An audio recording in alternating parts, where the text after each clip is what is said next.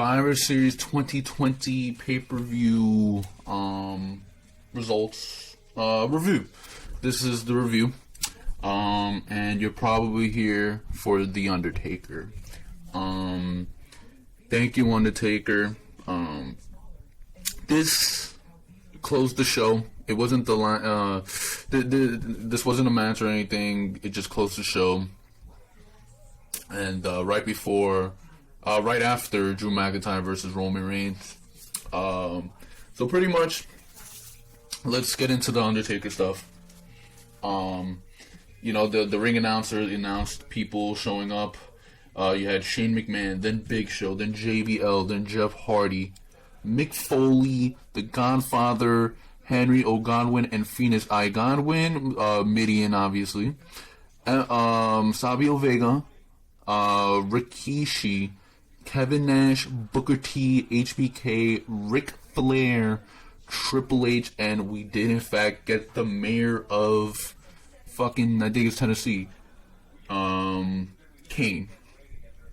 And then you had the package, and then you had the video packages, and everyone left the fucking screen. I don't even think they were outside of the ring. So they just there, they showed up, and they did the thing, and that's it. And then you had Vince McMahon. He was introduced, and he was all emotional and shit like that, because you know that man, him and Undertaker, it's over for now at least. I don't know. I don't think that it's over. I think that Vince McMahon is going to find a way to entice the Undertaker and offer him money. He's going to offer him money, and he's going to convince Undertaker, and you know, I hope that's not true. I was never a big Undertaker fan, but I cannot deny that he's not a legend, because he is. He's a legend. He's a Hall of Famer. He's going to be in the Hall of Fame. But it's enough. His body is deteriorating. I think Michelle McCool, his wife, said he's in aching pain. Like, please just let him be, and that's it. So, thank you, Undertaker. And yeah, so that was his show. That was his farewell. Then you had the show. There was a kickoff, and on the kickoff you had R-Truth doing his funny shit. But man, you gotta get rid of the 24/7 title bullshit. So he was like the gobbledygooker, whatever the fuck his name is at this point. He thought it was his 30-year anniversary, which in fact it is, but they weren't celebrating it. And he got rolled up by the gobbledygooker, and that was that. Then you had a segment on later on where Akira Tozawa tricked the gooker, and he won the title, and then R-Truth did something else, and he won the title. So whatever, same bullshit. It's just tiring. It's time to abolish the fucking title, because this shit's embarrassing, man. I can't watch this shit around people. I really can't. So the show, the kickoff also included. I just don't get it. It was a dual brand battle royal. Now, what is Survivor Series? What is Survivor Series? So I think WWE has forgotten the meaning of Survivor Series, and they're the ones that came up with the fucking shit. Not us, not the fans. They came up with the concept. Now, you had I think it was an 18-man battle royal, and you had Raw superstars eliminating other Raw superstars, and vice versa for SmackDown. It was legit, like, really just so stupid. I honestly don't understand why it's so difficult for to like, I just don't, like, it's Survivor Series. Why are you fighting each other?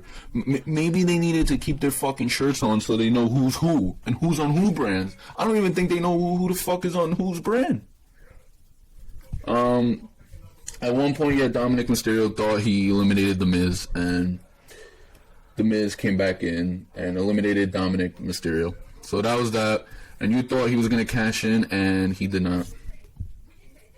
The main show started off with Team Raw versus Team SmackDown. And wow. The way that this was booked, the storyline with Team Raw, you had a feeling that they were going to win. I did not know that they were going to squash Team SmackDown. Legit, Team SmackDown did not eliminate anyone on Team Raw. Team Raw eliminated fucking everyone. But you knew storyline-wise, like, they were going to work together and shit like that, and in fact win it. So, there you go, Team Raw won. I think Keith Lee, he got new music, and he got the win for Team Raw. So there you go, boom. Champion versus champion. The Street Profits versus New Day. I don't know if I could be mad at this, but the New Day, including Big E, they came out together. Even though Big E's on SmackDown, they all came out together in Gears of War gear. I don't know if I could be mad at that, but Big E's hella loyal, obviously. This was a pretty good match, and then you had Street Profits passing. They took the torch from the New Day, so that was it was a good match. And New Day at some point, like, it just gets stale and shit. So whatever. Nice change of pace. And then you had Bobby Lashley versus Sami Zayn, champion versus champion, and the Hurt Business was all over.